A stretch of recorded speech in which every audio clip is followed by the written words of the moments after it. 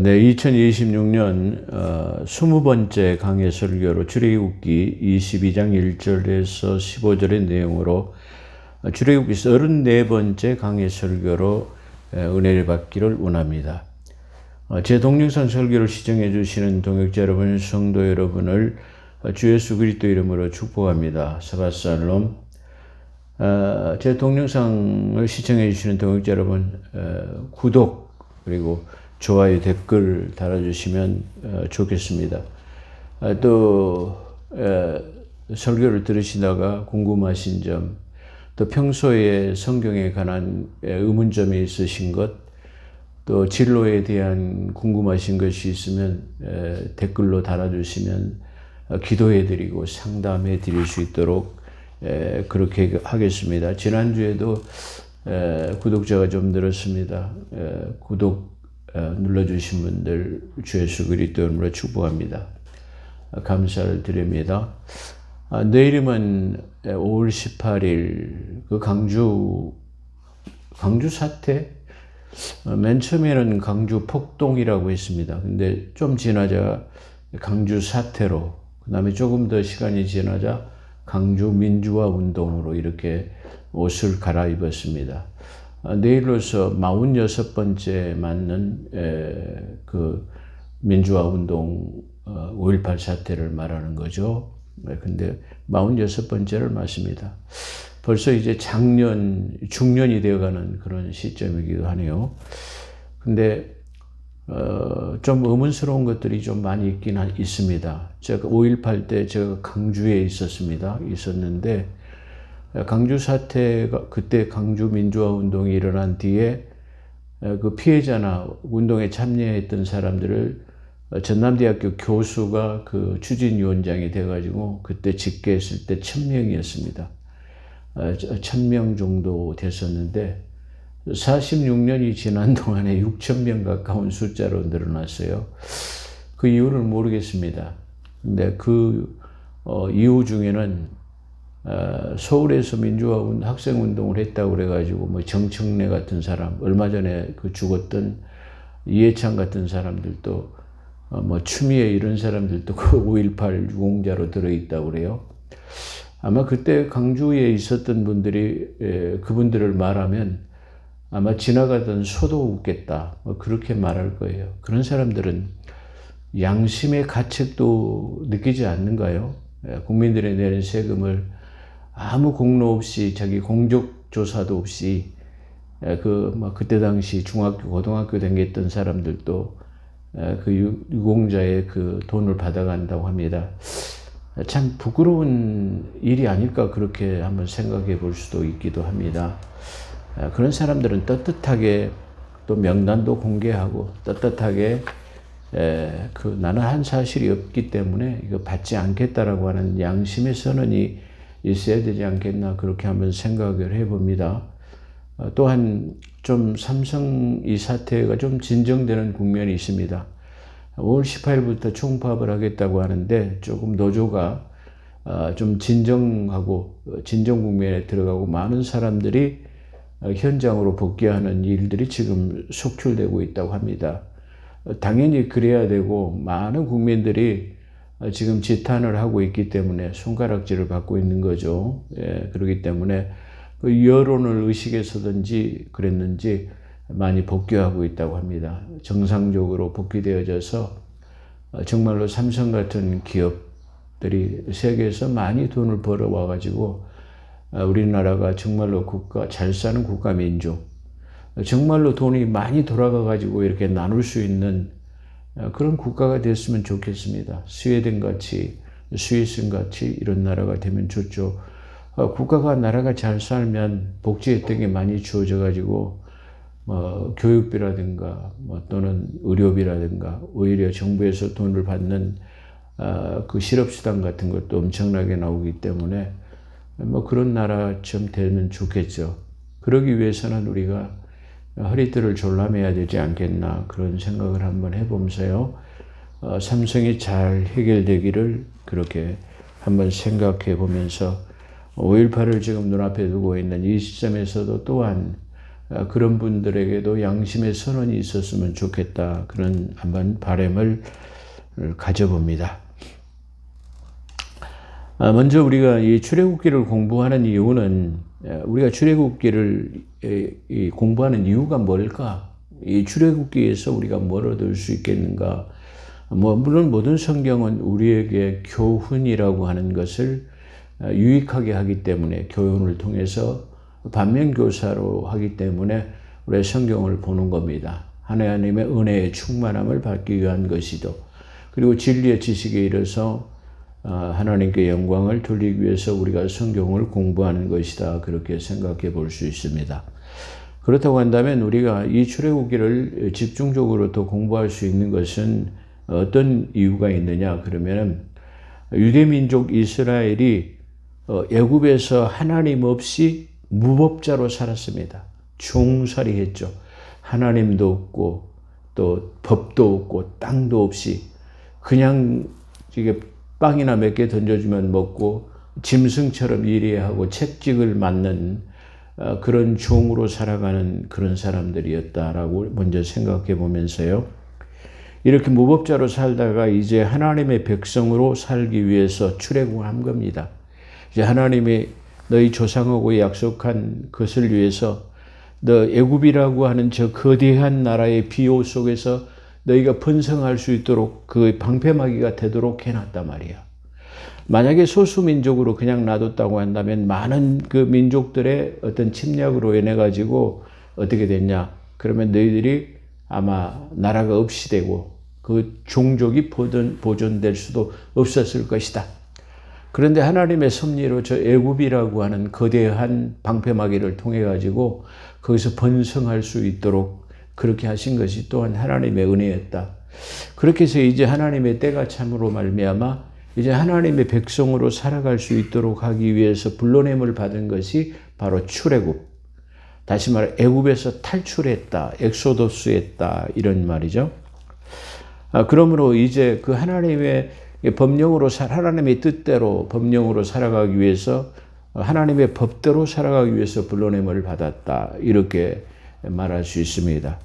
그러므로 그렇다면 우리가 현대를 살아가는 우리 그리스도인들도 이 세상으로부터의 출애굽을 해야 합니다. 이 세상으로부터의 탈출을 해서 하나님의 뜻대로 살아가는 그리스도인이 된다고 하는 것이 그 목적이 있습니다. 그러니까 출애굽한 이스라엘 백성이 저 애굽이라고 하는 세상 바닷속에 살다가 하나님의 백성으로 살기 위해서 빼냄을 받았습니다. 그렇기 때문에 우리도 이 출애굽을 우리가 공부하면서 이 세대로부터의 빼냄을 받아서 다시 말해 이 세상에서부터 세상 바다라고 하는 곳에서부터 빼냄을 받아가지고 하나님의 법대로 살아가는 것 그것을 우리가 기억해야 합니다. 출애굽하는 것 기적만 그렇게 우리가 바라볼 것이 아니라 그 한 출애굽의 전체적인 가진 맥락이 무엇이냐를 우리가 생각해 봐야 된다. 그렇게 말씀드릴 수 있습니다.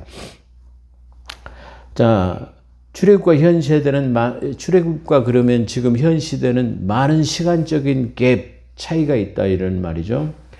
그 갭이 있다 하더라도 하나님의 백성에게 주신 법령이 이 시대를 살아가는 그리스도인들에게 어떻게 적용하며 사는가에 그 해답이 있다고 할 수 있을 것입니다. 그것이 바로 출애굽이다.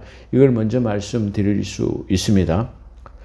그렇다면 하나님도 없고 땅도 없고 법도 없이 살던 그들에게 이제 하나님이 주신 땅에서 하나님이 주신 법령을 지키며 하나님과 함께 살아가는 출애굽은 그들에게는 환희의 가슴 벅찬 새로운 출발의 온년이 되는 것입니다. 어떻게 보면 이 출애굽 기간의 전체적인 시간은 40년이라고 하는 출애굽이 40장으로 됐죠. 40년을 상징하는 거죠. 중요한 의미를 좀 있는 것 같아요. 예를 들어 욥기서는 42장으로 되어 있는데 42장은 한란 시대의 42달 3년 6개월을 거기다 말하고 있다. 그러니까 환란 시대에 일어나는 일들을 야곱을 대변해 가지고 야곱이 겪은 일들이 환란 시대에도 나타날 수 있다라는 것을 42장이라고 하는 42달의 내용을 거기다 담고 있다. 이렇게 볼 수 있어요. 중요한 의미죠. 그래서 이 출애굽기도 40장으로 되어 있고 40년 광야 생애를 말하기도 합니다. 근데 사실 이 출애굽기는 민수기까지의 전체 기간은 40년이라고 보면, 출애굽에서 가나안에 들어가기까지의 40년이 걸렸다고 한다면 아마 이 출애굽기는 애굽에서 나온 뒤에, 다시 말하면 그들이 그 시내산까지의 여정이 어떻게 되어졌는가. 그래서 이제 시내산까지에 도착을 해가지고 하나님의 법령이 제정되기 전에 먼저 모세의 장인 이드로를 통해 가지고 사법 체계가 세워졌습니다. 그러니까 백부장, 천부장이 다시 말하면 그렇게 세워지고, 그 다음에는 이 법령이 선포되어지고, 그 다음에 그 기간 동안에 하나님의 법궤가 세워졌어요. 그러니까 이제 법이 주어지고 하나님을 예배하고 하나님과 동행할 수 있도록 이렇게 지금 준비되는 과정이다. 이렇게 볼 수 있어요. 그래서 출애굽기 40장 부근에 보면은 성막이 완성돼 가지고 이제 하나님의 백성으로 살아갈 수 있도록 준비가 됐어요. 하나님의 백성으로 살아갈 수 있도록 준비되는 과정을 여기다 출애굽에다 적었어요. 근데 이 출애굽기에서 그 기간이 다시 말하면 2년간이 걸렸다라고 지금 성경에서는 말하고 있습니다. 출애굽기 40장 17절에 보면 둘째 해 첫 달 곧 그 달 초 하루에 성막을 세우니라 그랬어요. 그러니까 다시 말하면 2년 동안 법령이 제정되고, 다시 말하면 사법 체계가 제정되고, 그 다음에 하나님의 법궤가 만들어지기까지, 성막이 만들어지기까지가 2년간이 기다려졌어요. 그러니까 준비 기간이 2년 돼가지고 지금 만들고 얘가 이제 하나님의 백성으로 이제 출발하는 거야. 하나님의 법궤를 앞세우고 적과 꿀에는 가나안 땅에 진군하는 겁니다. 그렇기 때문에 이 출애굽기에 다시 성막이 세우기까지의 기간은 2년, 그 다음에 이제 출발해가지고 저 가나안 땅으로 가는 기간은 38년이라고 우리가 볼 수 있다고 한다면 그 기간이 40년. 그렇다고 한다면 출애굽기에 이 성막이 완성되기까지의 법령이 완성되고 성막이 완성되기까지는 약 2년간이 걸렸다. 이렇게 볼 수 있습니다. 준비 기간이죠. 그래서 이제 성막이 세워지고 이게 출발하게 된 거야. 하나님의 앞에 가고 불기둥과 구름 기둥이 그들을 인도해서 하나님이 출발하는 것을 지금 말하는 거예요. 하나님의 백성이 가는 데는 하나님의 불기둥과 구름 기둥이 있는 것처럼 오늘날 그리스도의 삶 속에서도 구름 기둥과 불기둥이 여러분과 함께하는 삶이 되어야 될 줄로 믿습니다. 그 하나님과 함께 위해서는 어떻게 우리가 해야 되느냐? 바로 이 세상 바다라고 하는 저 애굽에서의 출애굽을 통해 가지고 하나님과 동행했을 때 준비가 되어진 자에게 어떻게 하냐면 불기둥과 구름 기둥이 함께 있다는 사실을 성경에서는 증거하고 있습니다. 그렇다고 한다면 하나님의 진정한 동행하심을 우리가 보기 위해서는 준비된 자로 하나님의 나라를 향해서 가는 자에게 하나님의 구름 기둥, 불기둥은 우리와 함께 할 수 있다는 사실을 우리가 기억해야만이 이 출애굽기에 진정한 의의가 있다. 그리고 우리가 이 출애굽기를 공부하는 중요한 의미가 있다. 그렇게 말할 수 있어요. 그렇기 때문에 사실 오늘 말하는 배상법이라든가 뭐 폭행법이라든가 살인법이라든가 뭐 이런 것들에 대한 것은 어떻게 보면 하나님의 저 이스라엘 백성들이 살아가는 아주 작은 시시콜콜한 그런 것들이에요. 그 작은 그 살면서 삶 속에서 일어나는 작은 분쟁에 대해서 우리가 하나님의 백성 유대인들이 어떻게 살아야 될 것인가를 말한다고 한다면 오늘날 역시 그리스도인들도 하나님을 믿고 저 천국을 향해서 가나안 땅을 향해서 간다 할지라도 우리는 삶 속에서의 작은 삶 속에서의 분쟁이 생길 수가 있어요. 그렇기 때문에 그 분쟁을 우리는 어떻게 해야 될 것인가, 어떻게 처리해야 될 것인가를 여기서 성경에서 증거하고 있어요. 이것들이 오늘날 우리하고는 먼 괴리감이라고 하는 갭이 있을 것 같지만 사실은 우리하고 아주 친밀하게 가까이 있을 수 있는 일이다라는 것을 우리가 생각해 보아야 할 수 있어요. 그렇기 때문에 강해 설교에서는 좀 재미있다라고 그것을 초이스해가지고 설교하고 또 이건 재미가 없어가지고 말이야 은혜가 안 될 것이라고 생각해가지고 그걸 뺄 수는 없어요. 그렇기 때문에 제 동영상 설교를 이렇게 쭉 듣다 보면 이번엔 좀 더 은혜가 많이 되네, 좀 덜 되네 이럴 수는 있어요. 그렇지만 은혜가 안 된다고 해서 하나님의 강해 설교를 뺄 수는 없어요. 그게 설교자의 어떻게 보면은 고민이에요. 그러잖아요. 요즘에 많은 사람들이 많은 시청률, 조회수, 구독, 뭐 이런 거 댓글에 대해서 거기에 대해서 좌우 이렇게 많이 이게 치우치게 되는데요. 그걸 그렇게 해서 치우치기, 인기가 없다고 해서 그걸 안 다룰 수는 없다. 어차피 강해 설교이기 때문에 1장에서부터 40장까지 성경 66권 1189장을 전부 다 이게 강해해야 된다라는 그런 사명감을 갖고 있기도 합니다. 그렇습니다. 자, 지금 그리스도인들은 그래서 오늘날 그렇다면 그리스도인들을 또 하나님께서 주신 교회 서신서를 통해 가지고 그러면 저 유대인들은 출애굽한 다음에 토라라고 하는 율법이라는 법령을 주셔 가지고 우리의 삶 속에서의 분쟁을 해결해라. 이렇게 만들고 사법 체계를 세우셨다고 한다면 오늘날 그리스도인들은 이 세상 법도 지켜야 되지만 거기서 뺀 무리가 되었다고 한다면 우리 그리스도인들에게 주신 법령대로 살아야 됩니다. 그 주신 법령이 그러면 오늘날 뭐냐? 그러면 바로 사도 바울이 교회에 주신 교회 서신서의 13권의 내용 중에 다시 말하면 교리서로 작용하고 있다. 그 교회 서신서를 우리가 모토로 해가지고 살아야 된다. 그렇게 말씀드릴 수 있습니다. 그래서 교회 서신서의 13권의 책을 교리로 하나님과 함께하는 삶이 그 진정한 출애굽이 되는 것입니다. 그래서 저 이스라엘의 율법으로 산 것처럼 출애굽한 뒤에 그리고 하나님과 동행한 것. 그 다음에 우리는 이 세상 바다로부터 출애굽한 뒤에 교회 안에서의 그리스도 교회 서신서인 교리적으로 살아가는 것이다. 이렇게 말할 수 있습니다. 자, 그런 측면에서 우리의 여기다 우리가 마음에 그것을 그런 마음을 우리의 마음에 담고 22장을 우리가 출발해야 된다. 이렇게 한번 생각해 볼 수 있습니다.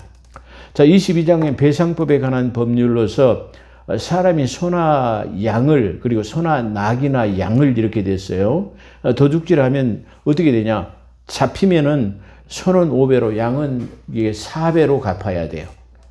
그래서 성경이 가지고 있는 보편적인 배상법은 4배나 5배예요. 근데 이 4배나 5배는 바로 이게 도둑질을 해가지고 잡히지 않은 먼 훗날 발각되어가지고 잡혔을 때 4배나 5배를 말해요. 근데 범행을 저지른 후에 얼마 안 돼 즉각적으로 잡혀가지고 그 소나 양이 그대로 보존되어 있어요. 다른 물건이 보존되어 있어요. 그러면 그걸 회수하고 그 다음에 뭐예요? 다시 말하면 갑절로만 받을 수 있도록 해놨어요. 그러니까 4배나 5배는 아마 완전 범죄에 이루어졌을 때를 그렇게 말하는 것 같아요. 그렇기 때문에 4배나 5배는 좀 중요한 의미를 가지고 있다. 이렇게 말할 수 있어요. 자, 그래서 이게 소는 다섯 마리로 5배로 갚아야 되고 양은 4마리로 갚아야 된다라는 것이 좀 특이하기도 하죠. 자, 우리가 삭개오의 누가복음 19장에서 보게 되면 삭개오가 있어요. 그래서 삭개오가 주님을 만나기 위해서 나왔어요. 그래서 키가 작은 스코스맨이에요. 그래서 뽕나무 위에 올라가가지고 지혜로운 사람이죠. 뽕나무 위에 올라가지고 다윗의 자손이요 이렇게 부른단 말이야. 그리고 누가 나를 어디서 불렀지? 예수님이 쳐다보니까 뽕나무에 올라있단 말이야. 예수님이 우러러 본 사람은 성경에서 삭개오밖에는 없어요. 그래서 삭개오가 말이야 자기 집으로 초청을 해가지고 많은 사람들하고 지금 연회를 베푼 거 식사를 하는 거예요. 그러니까 그러면서 삭개오가 평소에 많은 오해를 지금 받고 살았는 거야. 저 나쁜 도둑놈 세금쟁이 말이야. 과도하게 세금을 뜯어가지고 저렇게 치부해하고 부자로 산다. 막 그런 비난을 많이 받았던 것 같아요. 그러니까 삭개오가 오늘 주님을 모셔다 놓고 자기 집에서 말합니다. 내가 누구를 토색하거나 부당하게 이게 폭리를 취해가지고 지금 내가 이 부를 축제하면 내가 4배를 갚겠나이다 하는 말이 나와요. 그래서 도둑질한 것이 있다면 내가 4배를 갚겠다라는 것이 보편적인 것이다. 이렇게 말하고 있어요. 근데 지금 우리가 가지고 있는 개정개혁 사판에는 갑절로 갚겠나이다. 이렇게 변개시켜 놨어요. 그들이 4배와 5배 그리고 갑절의 차이를 이해를 못하니까 이 성경 번역을 하면서 그렇게 뒤죽박죽 해놓은 거예요. 그러니까 오늘날 성도들이, 이 설교자들이 앞전의 개혁 성경과 이 개정개혁 사판하고 차이점이 무엇인가를 좀 한번 생각해 봐야 돼요. 모시 앞전에 가지고 있던 우리 성경과 지금 우리가 가지고 있는 성경이 뭐가 차이점이고 어떻게 달라졌는가를 다시 말 설명해 줄 수 있어야 돼요. 아멘. 아니 옛날에 개혁 성경을 만약에 보아가지고 그걸 알고 있던 사람이 아니 목사님 지난번에 우리가 갖고 있던 개혁 성경에는 갑절 4배나 갚으라고 이렇게 됐는데 왜 갑절로 바뀌어졌습니까? 라고 말하면 그 이유를 설명해 줄 수 있어야 돼요. 그래서 사실 알고 보면은 성도들이 성경을 읽다 보면 좀 의문스럽고 해결이 안 되는 부분들이 있습니다. 근데 그런 걸 가가지고 목사님 와가지고 목사님 이게 무슨 뜻입니까? 라고 말하면 아는 대로 솔직히 답해 줄 수 있어야 돼요. 모르는 것은 모른다고 말해 줘야 돼요. 그냥 기도할게, 기도해 봅시다. 이렇게 두루뭉술하게 하면 안 되고 명확하게 그것을 해석해 줘야 할 의무가 목회자에게 있어요. 그 다음에 모르는 것은 모른다라고 답하고 더 우리가 공부해 봅시다. 주석을 봅시다. 성경 사전을 찾아봅시다. 기도해 봅시다. 이렇게 한 다음에 답해 드리겠습니다. 이게 올바른 바른 목회관이다. 이렇게 말할 수 있습니다. 어떻게 보면 자 그렇게 말할 수 있어요. 자 그래서 지금 삭개오는 주님께 고백할 때 내가 나무것을 토색한 거나 도둑질한 것이 있다면 4배나 갚겠나이다 하는 것은 자기가 모든 재산이 지금 토색한 것이 아니고 도둑질한 것이 아니고 세금을 과도하게 걷어들여서 이게 된 것이 아니고 합법적으로 자기가 부를 누릴 수 있었다라는 것을 우리가 생각해 볼 수 있습니다. 특별히 재산을 많이 가진 사람들은 우리 한국에서는 이 재벌들이나 뭐 총수들을 터부시하는 경향이 있습니다만은 미국 같은 경우나 저 선진국에는 그렇지 않습니다. 부자를 아주 선대하는 그런 이 풍토가 있어요. 아주 좋은 빅카, 아주 고급 세단을 가지고 벤츠를 타고 가면은 이야 막 이렇게 이게 존중해 줄 수 있는 그런 나라들입니다. 우리나라도 그런 사람들을 존중해 줄 줄 알아야 돼요. 삼성 이정희 회장이라든가 화나 김승현 회장 같은 사람 말이야. SK 최태원 회장은 뭐 물론 도덕적인 문제가 있긴 하지만은 그런 사람들은 말이야. 국제시장, 이게 글로벌 시장에 나가가지고 치열한 경쟁을 뚫고 말이야. 돈을 벌어와가지고 우리나라 사람들을 먹여 살리는 사람들입니다. 아멘. 그런 사람들이 좋은 차 타고 다니고 말이야. 이게 누릴 수 있는 것을 전대해줘야 되는 그런 상황이다. 이렇게 말씀드릴 수 있어요. 자, 그렇기 때문에 삭개오는 지금 이게 남다른 이 경제관을 가지고 있었던 거예요. 이게 부를 누릴 수 있는 이제에 밝은 사람이 있어요. 이게 돈을 갖다가 자기가 받은 월급만 가지고 사는 게 아니라 자기가 받은 월급 중에서 성경에서 창세기에 보게 되면은 그게 5분의 1을 성경에서 이게 환난 때를 위해서 준비하라고 그래요. 그러니까 다시 말하면 자기의 봉급 중에서 5분의 1 정도는 저축해가지고 그 자기가 어려움에 닥치거나 미래를 위해서 대비하라고 이렇게 말해요. 그 5분의 1을 잘 활용하는 사람이 부를 축적할 수 있는 사람이다. 이렇게 이게 성경이 가지고 있는 왕의 재정이다. 이렇게 말씀드릴 수 있어요. 자, 이렇기 때문에 어떻게 보면 삭개오는 그런 인물이었다. 이렇게 말할 수 있는 것입니다. 자, 그렇기 때문에 누가복음 19장 8절에는 그렇게 내가 4배나 갚겠나이다 그렇게 됐는데 지금 개정개혁 사판에는 뭐라고 하냐면 갑절로 갚겠나이다 이렇게 된 것은 조금 번역상 오류가 있지 않겠나 이렇게 한번 생각을 해보면서요. 두 번째로는 도둑이 뚫고 들어온 것을 보고 그를 쳐 죽이면 피 흘린 죄가 없으나 이게 도둑이 들어온 것 피 흘린 죄가 없어요. 다시 말하면 정당방위를 말해요. 강도가 들어왔어요. 근데 어두컴컴해 오니까 뭘로 내리쳤는데 그가 죽었어요. 그렇다고 하면 거기에 정당방위가 된다면은 만약에 그것은 죄가 없어요. 근데 만약에 날이 밝은 때 도둑이 들어왔는데 그걸 총으로 쏴 죽여버렸어요. 그러면은 그것은 이게 살인죄에 해당된다. 이렇게 말할 수 있어요. 그러나 없어진 물건에 대해서는 이게 물어줘야 된다는 말이죠. 자, 도둑이 뚫고 들어오는 것을 보고 그를 쳐 죽이면 그 피 흘린 죄가 없으나 피 흘린 죄가 없단 말이 정당방위단 말이에요. 그런데 식별이 불분명할 때를 이게 식별이 불분명할 때를 말하는 거예요. 예. 그런데 해가 돋은 후에 피 흘리면 죄가 있으나 그랬어요. 낮에 식별할 수 있는데 그냥 왔다고 말이에요. 총을 쐈거나 엽총을 쏴거나 흉기로 때려잡아가지고 그 사람을 이게 강도를 하면은 피 흘린 죄가 있어요. 그래 죄인이 상처를 입으면 그렇게 해가지고 도둑이라 할지라도 상처를 입으면 배상해야 합니다. 만약 배상해야 할 때 배상 능력이나 재산이 없으면 자기 자신의 몸을 팔아서도 배상해야 돼요. 근데 이때에 어떤 사건이 일어나가지고 그가 이게 상해를 입었다고 한다면 물어줄 재산이 없다 하면 자기 몸이라도 팔아가지고 그런 부분은 해결해 줘야 된다. 이렇게 지금 말하고 있습니다.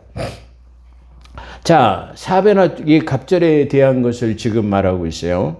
자, 도둑질한 것이 살아 그 손에 있으면 지금 쉽게 말하면 변제할 수 있다는 말이에요. 돈을 지금 10억을 도둑질해 가봤는데 그 돈이 지금 안 쓰고 그대로 있어요. 한수에 있을 때를 말해요. 소나 양을 가져갔는데 이게 잡아먹어버리거나 팔지 않고 그의 손에 있으면 말이에요. 회수가 가능하다 이 말이에요. 지금 그러죠. 그 손에 있으면 소나 낙이나 양이나 막론하고 무엇이든지 그의 뜻대로 갑절로 배상할지. 할렐루야. 사배나 오배를 이해하시죠?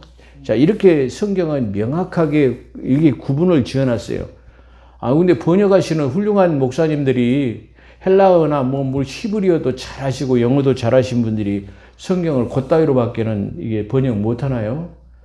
아니 정말로 앞으로 이게 개정 5판 만들 때는 좀 어떤 분이 좀 추천해가지고 그 공동번역위원회 좀 제가 좀 참여했으면 좋겠다라는 그런 생각을 한번 좀 해보기도 합니다. 제가 뭐 실력은 없지만 그래도 이런 부분은 전체적인 맥락에서 이렇게 번역해야 합니다라는 조언을 아마 줄 수 있지 않겠느냐 그런 생각을 한번 해보면서도요. 거기에 못 미치는 제 자신이 좀 부끄럽기도 하고 그런 소망도 있기도 합니다만은 뭐 역부족이긴 합니다. 자, 그 전자에 비해서 사배나 오배는 먼 훗날 도둑질한 것을 소지하고 나중에 잡혔을 때를 말하는 것으로 후자의 갑절은 현장이나 또는 바로 잡혀서 작물이 그대로 보존되고 회수 가능했을 때를 그렇게로 지금 보여집니다. 이렇게 말할 수 있습니다. 자, 세 번째는 사람이 밭에서나 포도원에서 짐승을 먹이다가 짐승을 놓쳐버렸어. 우리가 이거 생각했는데 옛날에 제가 시골길에 가면은 이 들로 나가는 길이 아주 이렇게 좁았어요. 리어카도 못 지나가는 그런 좁은 길이 한 50cm에서 넓게는 1m밖에 안 돼. 소 한 마리 쟁기를 쥐고 지나가는데 똑같은 그런 거리예요. 근데 이 이 밭에 콩이 자라거나 아니면 옥수수나 수수밭 막 이렇게 하고 막 키 크게 늘어졌어요. 근데 소를 지나가다 소가 막 잡아 뜯어서 먹어버려요. 그렇게 하고 손해를 입히면 배상해 줘야 돼요. 그래서 그런 것을 옛날에 방지하기 위해서 소에다 머리로 나무걸 못 뜯어먹게 입에다가 망을 씌워요. 소에다 망을 씌운다는 말은 그래서 씌우는 거예요. 그러니까 나무 작물에 손을 대지 못하도록 하는 거예요. 근데 소를 이게 뜯기다가 이게 줄을 놓쳐버렸어. 그래서 소가 그냥 다른 밭에 들어가고 그냥 다 헤매가지고 다 그냥 못 쓰게 만들어 놨어. 그랬을 때는 자기 소유의 포도원이나 자기 작물에서 가장 좋은 소득을 그 입힌 만큼 변상해 주도록 한다. 그런 말이에요. 그래서 세 번째는 사람의 밭이나 포도원에서 짐승을 먹이다가 자기 짐승을 놓아 남의 밭에 손상을 입히면 자기 밭에 가장 포도원이나 자기 밭에서 가장 좋은 것으로 배상할지니라. 갚아줘라 이 말이죠. 배상. 갑절로가 아니라 배상이라는 것, 그에 상응한 것으로 갚아준다. 그런 말입니다. 네 번째로는 고의로 남의 집 낫간이나 밭에 불을 놓으면 불 놓은 자가 배상해야 돼요. 오기로 그냥 화가 나가지고 분쟁하다가 불 질러버렸어요. 이걸 지금 생각해보면 뭘 생각해보냐면 삼손이 블레셋 사람들의 이게 보리밭에다가 여우 꼬리에다 불을 붙여갖고 놔버렸어. 그러니까 여우가 뜨거운 불이 붙으니까 온 보리밭을 다 이렇게 불을 놔가지고 이게 수확을 할 수 없도록 만들었다는 게 생각이 나네요. 그런 것처럼 이게 낫갈이나 이게 보리밭이나 추수할 때쯤 불을 놔가지고 그 이게 작물을 소득할 수 없도록 했을 때 그때까지를 말하는 거예요. 그것도 배상해야 됩니다. 남의 것에 손해를 입혔을 때는 이런 법들이 이게 최고한으로 통지되었을 때는 그것을 지킴으로써 분쟁이 없이 하나님의 백성이 화목하게 살아갈 수 있도록 하는 것이다. 이렇게 말할 수 있어요. 자, 하나님의 뜻은 이웃과 뭐라고 말하냐면 내 이웃이 내 곁에서 아내니 살거든 너는 그를 모해하지 말아라. 헐뜯지 말라는 거야. 배합하지 말라는 거야. 사주도 논사하면 배합하지 말라는 것처럼 말이야. 그렇게 배합하지 말아라. 잘되기를 축원해 줘라 말이야. 이렇게. 그래서 성경에 가지고 있는 내 이웃과, 그러니까 이게 성경을 내 이웃과 같이 내 이웃을 사랑하라. 주 너의 하나님을 사랑하라. 그리고 내 이웃과 내 이웃을 사랑하라. 이거 하나님이 가지고 있는 원래의 인간관계의 뜻이다. 이렇게 말할 수 있어요. 이런 법령들은 바로 그런 것을 우리가 생각해 봐야 된다. 이렇게 우리가 볼 수 있어요. 다섯 번째는 돈이란 물품을 이웃집에다 맡겼어요. 소나 양도 맡겼어. 어디 가니까 좀 맡겼단 말이에요. 근데 맡긴 것이 도둑 맞아버렸어요. 그 도둑이 잡히면 갑절로 배상을 받을 수 있어요. 근데 도둑이 안 잡히네? 그럼 어떻게 해요? 만약에 집 주인이 몰래 도둑 맞았다고 숨겨가 놓고 자기가 가지려고 했다고 만약에 도둑 맞아버렸다고 거짓말을 했을 경우에 도둑이 안 잡혀. 도둑 맞았다고 했는데 그럼 어떻게 해요? 재판장으로 데리고 가가지고 이게 재판을 받아야 돼요. 그리고 거짓말 한 사람이 만약에 배상을 해야 돼요. 무고를 했거나 아니면 진짜로 숨겼거나 이 재판 과정에서 밝혀지겠죠. 그렇게 했을 경우를 지금 말하고 있다. 이 성경법이 얼마나 합리적인가. 그리고 이런 것들이 지금 현실에도 적용이 된다고 한다면 물론 우리나라 법은 성경에 기초한 법이라고 말할 수 있어요. 제가 누누이 말하지만 미국의 최초의 이 청교도들이 미국의 최초의 이 나라를 세운 사람들이 법령을 세울 때 뭘 기초로 했냐면 성문서라고 하는 성경을 갖다가 기초로 했다. 그렇게 볼 수 있어요. 그러나 우리나라 재연 국회의원들은 미국의 법을 또 기초로 해서 많이 참고로 했다. 그렇기 때문에 미국의 법은 성경을 기초한 것이고 우리나라 법은 미국의 법을 기초했다. 이렇게도 과언이 아니에요. 그렇기 때문에 우리나라의 중요한 골격은 바로 우리나라의 중요한 법은 성경을 골격으로 하고 있다. 모티브로 하고 있다. 이렇게 봐도 과언이 아니에요. 그렇기 때문에 이렇게 기초한 법은 특별한 것이 아니면 고치지 않아야 된다라는 것을 우리가 한번 또한 생각해 볼 수 있습니다. 자, 그래서 이렇게 맡겼는데 잊어버렸어요. 그러면은 어떤 잃은 물건을, 즉 소나 양이나 의복이나 또는 다른 물건이라 할지라도 어떤 사람이 이르기를 이것이 내가 잃어버린, 자, 아까 이게 이웃에다 맡겼는데 그랬을 때는 그렇게 해야 돼요. 근데 이번에 좀 다른 케이스예요. 어떤 거냐면은 내가 소나 양이라 잃어버렸는데 내 잃어버린 소가 저 집에 있는 소하고 똑같단 말이야. 내가 양을 잊어버렸는데 저 양이 내가 키우던 양하고 비슷하단 말이야. 그랬을 때 지금 이제 만약에 고발을 했어요. 내 거다 말이야. 그러면 재판장에 가가지고 판결을 받아요. 남의 걸 잃어버리고 의심하지 말라라는 거예요. 이런 거 의심하지 말라는 것이 좀 들어있는데요. 제가 오래전에 한 30대 초반인가 했을 때 그때 대림 혼다에서 나오는 125cc 오토바가 있었어요. 근데 그때 125cc 사고 이게 탁 타고 다니면 폼 났죠. 그럼 산지 얼마 안 됐는데 제 친구가 시골에서 올라와가지고 차 한잔 하자고 그래가지고 오토바이를 타고 나가가지고 이 다방 앞에서 세워놓고 차 한잔 마시고 나오니까 오토바이를 잃어버렸어. 근데 한동안 그 오토바이가 색깔만 봤으면 다 내 오토바이 같아. 다 지나가는 게 다 내 것 같아. 아마 그런 것이 생기는 것 같아요. 그렇기 때문에 그런 것을 의심을 방지하기 위해서인가 아닌가 그렇게 생각해 볼 수 있어요. 내가 소를 잊어버렸는데 저 이웃집에 있는 소하고 내 거하고 똑같아요. 양을 잊어버렸는데 내 거하고 비슷하단 말이에요. 같을 수 있나요? 양을 거기 분별하기 힘들겠잖아요. 그랬을 때는 재판장에 가가지고 내 재판을 받아야 돼요. 그래서 만약에 진자가 죄가 있는 자가 그 상대편에 갑절로 배상해야 돼요. 그러니까 진짜로 가져갔으면 갑절로 배상해야 되고 만약에 거짓말로 무고가 되면 무고에 대한 것으로 갑절로 배상해야 된다. 이게 무고를 지금 말하고 있는 거죠. 자, 일곱 번째로 소나 낙이나 양이나 짐승을 다른 사람에게 맡겼어요. 근데 이번에는 맡겼어요. 자기 어디 가기 위해서 짐승이나 소나 양을 맡겼어요. 돈도 맡겼어요. 근데 이웃의 맡은 자가 이웃의 것에 손을 대지 않았다고 만약에 잃어버렸어요. 그러면은 내가 진짜로 이게 소나 양이나 이게 뒀는데 잃어버렸단 말이야. 그랬을 때는 그 양심 고백을 해가지고 하나님 앞에 가서 양심으로 진짜로 고백하면 그대로 받아줘야 된다라는 말이에요. 그러나 만일 자기가 도둑을 맞았으면 그 주인에게 배상할 것이요. 만일 찢겼으면 짐승에게 찢기거나 그렇게 해서 죽었어요. 그것을 가져다가 증언할 거. 짐승에게 만약에 찢겨갖고 죽었어요. 그러면 증인을 세우고 그걸 갖다가 증언해가지고 한다면 배상하지 않아도 된다. 이렇게 말해요. 그러니까 이게 아주 이 배상법이 아주 상세하게 기록되어 있다. 이렇게 말할 수 있어요. 자, 그 다음에 만일 이웃에게 빌려온 것이 그 임자와 함께 있지 않은 때는 이게 상하거나 죽으면 반드시 배상할 때라. 이웃에 뭐든지 빌려왔어요. 근데 그대로 있지 않고 잃어버렸어요. 그러면 배상해야 돼요. 그런데 만약에 주인이 없을 때 빌려오고 가져왔는데 잃어버렸어. 그럼 배상해야 돼. 근데 주인이 같이 목격하고 같이 있을 때 뭘 가져왔는데 잊어버리고 했을 때는 배상하지 않아도 돼요. 근데 만약에 그것을 새로 주고 가져왔는데 잊어버렸어요. 그러면 새 받은 것으로 줘가고 이쪽 사람은 새를 줬기 때문에 무죄다. 아주 이게 합리적인 법이다. 이렇게 한번 생각을 해보면서요.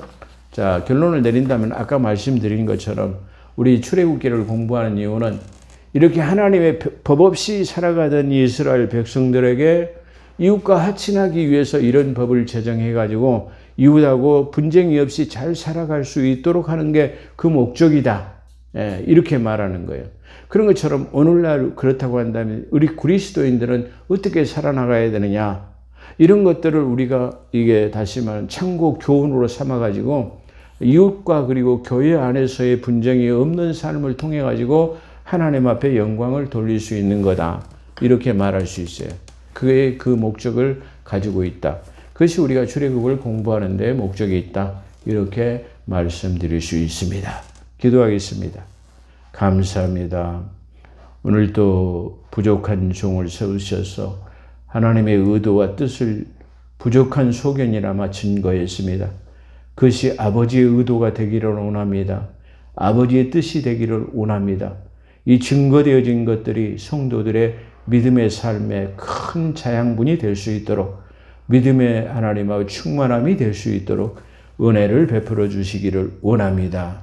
감사합니다. 이 나라의 민족이 잘 될 수 있도록 도와주시고 다시는 저 강주 사태와 같은 하나님의 민주화 운동이 일어나지 않도록 살기 좋은 나라 국가민족 될 수 있도록 도와주시고 또 기업이 잘 되는 기업하기 가장 좋은 나라가 되어질 수 있도록 모든 법과 제정과 그리고 노동운동이 절제되어질 수 있도록 우리 하나님께서 큰 은혜와 사랑으로 함께하여 주시기를 원합니다. 감사하며 우리 구주 예수 그리스도 이름으로 감사기도 드리옵나이다. 아멘.